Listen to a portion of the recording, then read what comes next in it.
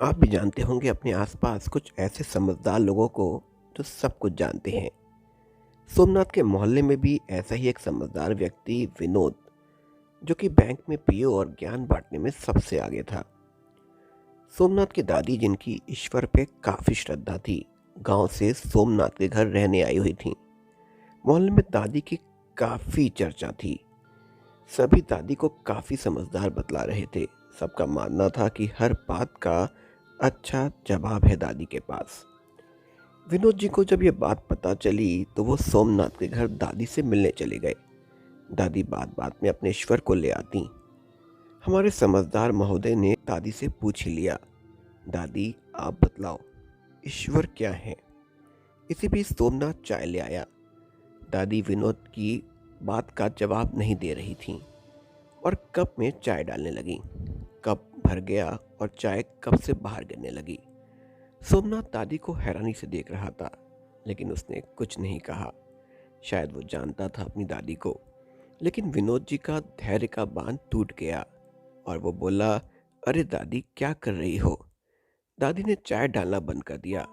महाशय काफी परेशान से लग रहे थे। उन्होंने फिर से कहा, दादी क्या हुआ? आपने बताया नहीं, ईश्वर क्या है? दादी ने बड़े प्रेम से विनोद से कहा, बेटा आपको नहीं समझ आएगा। विनोद के अहम पर चोट सी लगी।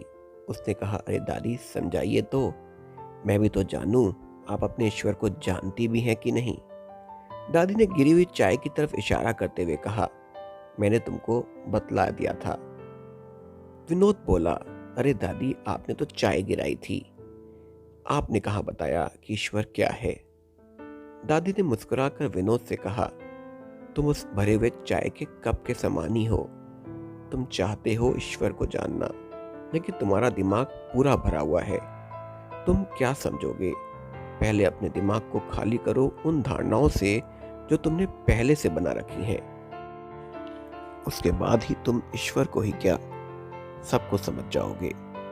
हमारा धारणाओं से भरा दिमाग कुछ सीख नहीं सकता। अगर आप बेहतर सीखना चाहते हैं तो उन सभी धारणाओं को बाहर निकाल दीजिए।